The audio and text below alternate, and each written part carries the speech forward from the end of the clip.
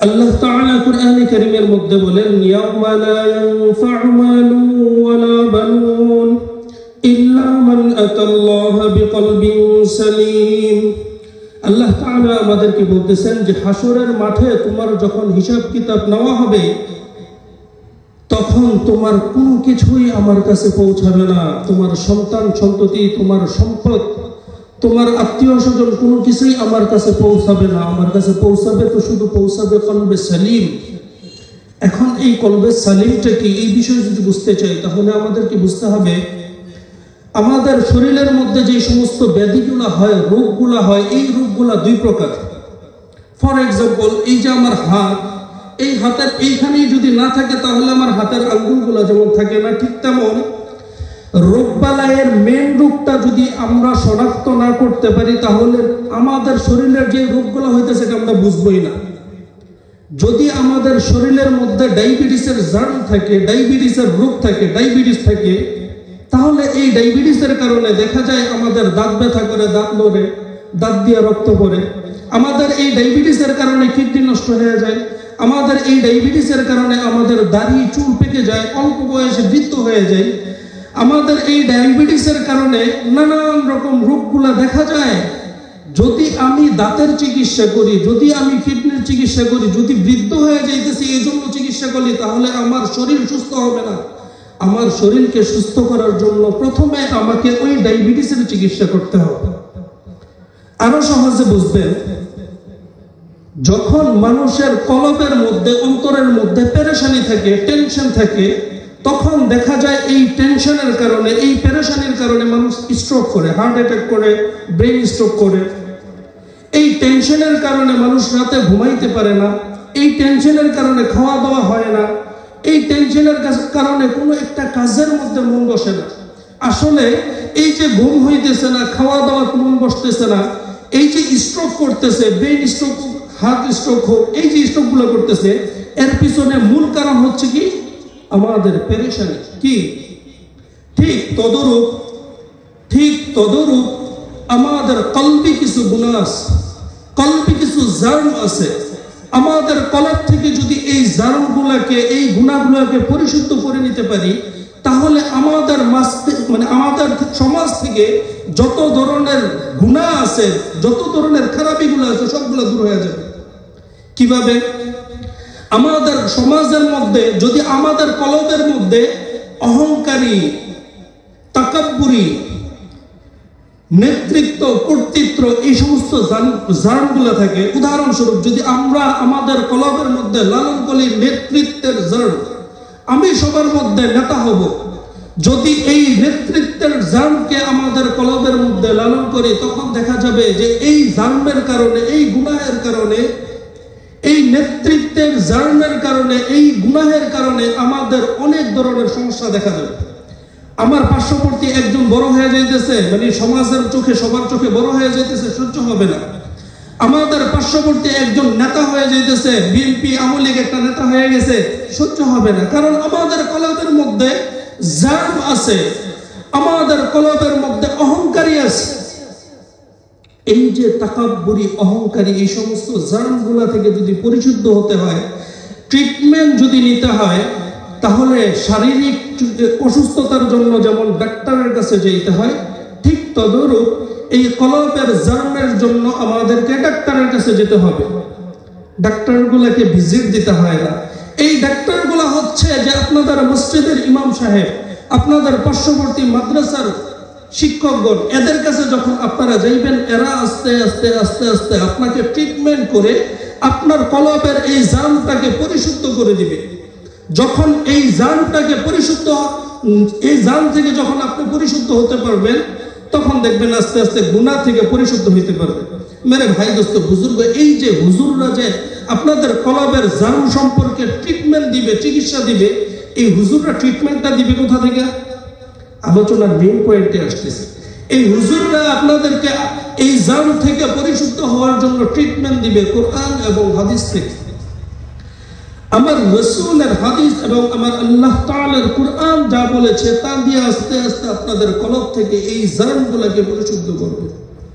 কিভাবে আমাদের রাসূল রাস্তায় হাঁটাচলা করতেন, কিভাবে আমাদের রাসূল মানুষের সাথে কথাবার্তা বলতেন, কিভাবে আমাদের রাসূল ইস্তেনজাখানায় প্রবেশ করতেন, কিভাবে আমাদের রাসূল মসজিদে প্রবেশ করতেন, কিভাবে জামা পরিধান করতেন, কিভাবে জুতা পরিধান করতেন, কিভাবে মানুষের সাথে কথাবার্তা বলতেন। এই বিষয়গুলো আপনাদেরকে উলামায়ে কেরাম আস্তে আস্তে শিখাবে। এটা হচ্ছে আমার রাসূলের সুন্নাত। আর তদরূপ পাশাপাশি আমার আল্লাহ তাআলা যে কোরআন নাযিল করেছেন ওই কোরআন থেকে আপনাদেরকে ট্রিটমেন্ট দিবে। এখন এই ট্রিটমেন্টগুলো যদি নিতে হয় তাহলে সর্বপ্রথম আমাদের যেই কাজটা করতে হবে সেটা হচ্ছে আমাদের হাবিবের সাথে আমাদের মহব্বত তৈরি করতে হবে।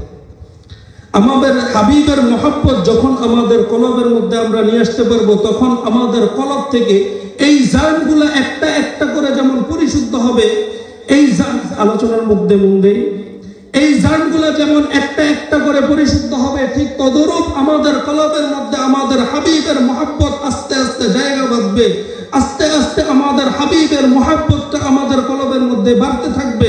মেরে ভাই দোস্ত বুজুর্গ, আমাদের হাবিবের মহব্বতটা আমাদের কলবের মধ্যে কেমন থাকতে হবে? আমাদের হাবিবের মহব্বতটা এমন থাকতে হবে যে আল্লাহ তাআলা এই আসমান জমিন সবকিছু সৃষ্টি করছেন আমার হাবিবের জন্য। আল্লাহ তাআলা এই গ্রহ নক্ষত্র সবকিছু সৃষ্টি করছেন আমার হাবিবের জন্য। আমার হাবিবকে জানি আল্লাহ তাআলা কত সুন্দর করে বানাইছে। কেমন জানি আমার হাবিবের হাত, কেমন জানি আমার হাবিবের চোখ, কেমন জানি আমার হাবিবের দাড়ি মুবারক, কেমন জানি আমার হাবিবের সিনা মুবারক, কেমন জানি আমার রাসূলের জিসিম মুবারক, কেমন জানি আমার রাসূলের কথাবার্তা, কেমন জানি আমার হাবিবের গায়ের গ্রাম। আল্লাহ তাআলার কাছে দোয়া করতে হবে যে আল্লাহ তাআলা যেন আপনাকে আমাকে স্বপ্ন যুগে একবার আমাদের হাবিবকে দেখায় দেয়। দুইটা হাতের মাঝে আমার হাবিবের হাতটা নিয়ে একবার মুসাফা করার তৌফিক দান করে। আল্লাহ তাআলা যেন আমাদেরকে আমার হাবিবের সাথে একসাথে রাস্তায় হাঁটার তৌফিক দান করে। আল্লাহ তাআলা যেন আমার সাথে আমার হাবিবের মুহাব্বতটা এমন করে দেয় যে আমি যখন যা পরামর্শ লাগবে স্বপ্ন যুগে আমার হাবিবকে আমি জিজ্ঞেস করব, আমার হাবিব আমাকে উত্তর দিয়ে দিবে। মেরে ভাই দোস্ত বুজুর্গ, এমনই আলোচনা করতেছিলেন এক আল্লাহর বান্দা। যখন আলোচনা করতেছিলেন আলোচনার মাঝখান থেকে আরেক বান্দা বলে উঠছে যে হুজুর, আপনি তো বলতেছেন যে সাহাবায়ে কেরাম আল্লাহর হাবিবকে অনেক ভালোবাসতেন, জীবন দিয়ে দিয়েছেন, কত কিছু করছেন, তো আমরা তো নবীরে পাই নাই, আমরা কেন কিভাবে মহব্বত করব? যদি আমরা নবীরে পাইতাম তাইলে হয়তো মহব্বতটা দেখাই দিতাম। সাহাবায়ে কেরাম যেমন নিজেদের জীবন দিছে আল্লাহর হাবিবের জন্য, আমরাও এরকম জীবন দিয়া দেখাই দিতাম। যখন আলোচনার মাঝে দিয়ে এই কথা বলছে তখন বক্তার মুখ বন্ধ হয়ে গেছে, কথা বলতে পারতেছিলেন না। তো কথা বলতে পারতেছিলেন না, আজ আয়োজনটা মজমাটা মাহফিলটা নষ্ট হয়ে যায়। মেরে ভাই দোস্ত বুজুর্গ, যখন নষ্ট হয়ে যায় ওই ব্যক্তি, ওই প্রশ্নকারী ব্যক্তি রাতের বেলা ঘুমাইতে গেছে, রাতের বেলা যখন ঘুমাইছে ঘুমের মধ্যে স্বপ্ন যোগে দেখতেছে। খুব ভালোভাবে বুঝবেন এই যে প্রশ্নকারীর ব্যক্তির প্রশ্ন ছিল যে আল্লাহর হাবিব আর সাহাবাগণ আল্লাহর হাবিবকে মহব্বত করতেন, তার জন্য জীবন দিতেন, কারণ আল্লাহর হাবিবকে তারা জীবিত অবস্থায় পাইছেন। আমরা তো আল্লাহর হাবিবকে পাই নাই, আমরা যেহেতু পাই নাই তো আমরা হাবিবের জন্য কিভাবে জীবন দিব? তো স্বপ্ন যুগে আল্লাহ তাআলা এই খাস বান্দাকে স্বপ্ন যুগে দেখাই দিলেন যে আল্লাহর হাবিবকে তার সাহাবায়ে কেরাম কেমন ভালোবাসতেন। স্বপ্ন যুগে ঘুমাই রইছে, ঘরের মধ্যে আল্লাহর হাবিব আসছেন, আইসা বলতেছেন যে এই অমুক আসো আমার সাথে। তো ঘুম থেকে সজাগ হয়ে গেছে। তো ঘুম থেকে যখন সজাগ হয়ে গেছে সাথে করে নিয়ে চলে গেলেন, একটা উঁচু পাহাড়ের মধ্যে উঠলেন। সাথে ছিল তাদের গরুর গাড়ি, যেটা গরুর গাড়ি, বড় বড় চাকা হয় এমন গরুর গাড়ি। তো সাথে আল্লাহর হাবিবের একজন সাহাবী ছিলেন, আর এই যে প্রশ্নকারী ব্যক্তি ছিলেন। খুব ভালোভাবে বুঝবেন এই ঘটনাটা, খুব ভালোভাবে বুঝবেন। এই যে প্রশ্নকারী ব্যক্তি আল্লাহর হাবিব এবং ওই যে আল্লাহর হাবিবের একজন সাহাবী, তিনজনে মিলে যখন এই পাহাড়ের চূড়াতে উঠলেন, পাহাড়ের উপরে উঠলেন, ওঠার সময় আস্তে আস্তে ধীরে ধীরে ধীরে ধীরে উঠলেন। যখন নামতেছিলেন তখন হঠাৎ করে ওই গাড়িটার ব্রেক ফেল হয়ে যায়। যখন গাড়িটার ব্রেক ফেল হয়ে যায় তখন গাড়ির ড্রাইভার বলতেছে যে পাহাড় থেকে তো নামতেছি, এমনিতেই গাড়ির গতি একটু বেশি, তার মধ্যে ঢালু জায়গা আরো গতি বেড়ে গেছে। তো গতি এত বেশি বৃদ্ধি হয়েছে যে এখন যদি এই গতিতে গাড়িটা নিচের দিকে নামতে থাকে একটা সময় দেখা যাবে আল্লাহর হাবিবের শরীরের মধ্যে আঘাত লাগতে পারে, নিচে পড়ে হয়তো আল্লাহর হাবিব শরীরের মধ্যে ব্যথা পাইতে পারে। তো এই কথা বলার পরে ওই যে স্বপ্ন দেখতেছে ওই দিক থেকে বলতেছে যে কি করা যায়, এখন আল্লাহর হাবিবকে বাঁচানোর জন্য উপায় কি। তো ওই স্বপ্ন দেখা ওই প্রশ্নকারী ব্যক্তিকে ওই গাড়ির ড্রাইভার বলতেছে যে এই গাড়িটাকে এখন ব্রেক করতে হবে। ব্রেক করার জন্য কি করণীয়? বলতেছে যে আমাদের গাড়ির মধ্যে যারা আছে এর মধ্যে একজন লাফ দিয়া এই গাড়ির চাকার নিচে নিজের জিসিমটাকে নিজের শরীরটাকে দিয়ে দাও। যদি নিজের শরীরটাকে এই চাকার মধ্যে দিয়ে দিতে পারো তখন দেখা যাবে তোমার শরীরের তেমন কোনো ক্ষতি হবে না, বড়জোর একটা দুইটা হাড় ভাঙতে পারে, বড়জোর একটা দুইটা হাড় ভাঙতে পারে, এর থেকে বেশি কোনো ক্ষতি হবে না। তো এই কথা বলার পরে ওই যে স্বপ্ন দেখতেছে এই ব্যক্তি মনে মনে ভাবতেছে আরো কোনো সহজ রাস্তা আছে কিনা। যেহেতু পাথর মানে পাহাড় থেকে নামতেছে সেহেতু পাহাড়ের মধ্যে পাথর থাকতে পারে, তো গাড়িটাকে অন্যদিক ঘুরাই নিলে কি পাথরের উপর দিয়ে নেওয়া যায় কিনা বা পাথরের মাধ্যমে গাড়িটাকে ব্রেক করা যায় কিনা, এই কথাটা ভাবতেছে ওই যে প্রশ্নকারী ব্যক্তি।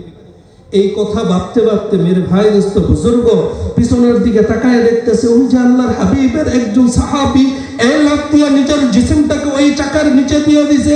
এই বলতেছে আমার হাবিবের জন্য জীবন দেওয়ার জন্য এই তো একটা সুযোগ পাইছি, এই সুযোগটাকে যদি আমি কাজে না লাগাই তো কখন কাজে লাগাবো।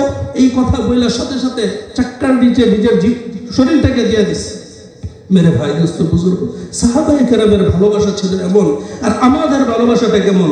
আমাদের হাবিবকে যদি একবার স্বপ্ন চোখে আমরা দেখতে পারি, আমরা তো জানি আমাদের জন্য জাহান্নামের আযাব হারাম হয়ে যাবে, জাহান্নামের আগুন আমাদের জন্য হারাম হয়ে যাবে, কিন্তু আমরা আমাদের হাবিবকে একবার স্বপ্ন চোখে দেখার আশা আকাঙ্ক্ষা আমাদের কলবের মধ্যে লালন করি। তো মেরে ভাই দোস্ত বুজুর্গ এই আশা আকাঙ্ক্ষাটা আমাদের কলবের মধ্যে লালন করতে হবে।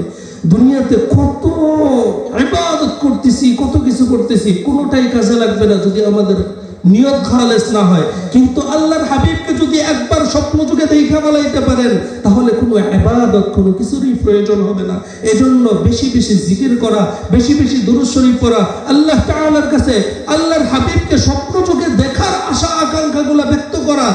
আমার হাবিবের জিসিমটা কেমন সচক্ষে একটাবার দেখি না, আমার হাবিব কি আতর দিতেন একটাবার নিজের নাকের মধ্যে গ্রানটা নিয়ে দেখি না, আমার হাবিব কেমন জুব্বা পড়তেন একটাবার নিজের সচক্ষে দেখি না, আমার হাবিব মাথার মধ্যে পাগড়ি বাংলা জানি কত সুন্দর লাগতো একটাবার দেখি না, আমার হাবিব রাস্তায় হাঁটলে কেমন ভাবে হাঁটতেন একটাবার দেখি না, আমার হাবিব মানুষের সাথে কথা বললে কেমন কথা বলে একটাবার আমার হাবিবের সাথে কথা বলে দেখি না। এই আশা আকাঙ্ক্ষাগুলো আমাদের কলবের মধ্যে লালন করতে হবে, এই আশা আকাঙ্ক্ষাগুলো আমাদের কলবের মধ্যে লালন করতে হবে। মেরে ভাই দোস্ত বুজুর্গ প্রথমে একটা আয়াত তেলাওয়াত করেছি, ইয়াউমা লা ইয়ানফা'ু মালু ওয়ালা বানুন ইল্লা মান আতাল্লাহা বিকলবিন সালিম। আল্লাহ তাআলার কাছে যখন হাশরের ময়দানে আমাদের হিসাব নেওয়া হবে তখন আমাদের মাল সম্পদ, আমাদের সন্তান সন্ততি, আমাদের আত্মীয় স্বজন, দুনিয়াতে কি ছিলাম কোনো কিছুই আমাদের পৌঁছাবে না। পৌঁছাবে তো পৌঁছাবে শুধু একমাত্র আমাদের কলব, আমাদের নিয়ত, আমাদের মনের অবস্থা। আমার হাবিবকে দেখার জন্য আমার মনের মধ্যে আশা আকাঙ্ক্ষা ছিল কিনা, আমার হাবিবকে দেখার জন্য মনের মধ্যে তামান্না ছিল কিনা, আমার রবের ইবাদত করার জন্য আমার কলবের মধ্যে আশা আকাঙ্ক্ষা ছিল কিনা, এই কলবটা পৌঁছাবে আল্লাহ তাআলার কাছে। আল্লাহ তাআলা বলতেছেন যে আমার কাছে পৌঁছাবে তো পৌঁছাবে, শুধু কলবে সালিম পৌঁছাবে। অল্প সময় আলোচনার জন্য দিছি, এই অল্প সময়ের মধ্যে যতটুকু পারলাম যতটুকু বোঝানোর চেষ্টা করলাম। আল্লাহ তাআলা আমাদেরকে এতটুকু বুঝে এর উপর আমল করার তৌফিক দান করুক। আর সব থেকে বড় বিষয় আমার হাবিবকে স্বপ্ন যুগে দেখবো এই আশাটা আমাদের কলবের মধ্যে আল্লাহ তাআলা জাগাই দিক। ওমা আলাইনা ইল্লাল বালাগ। আসসালাম।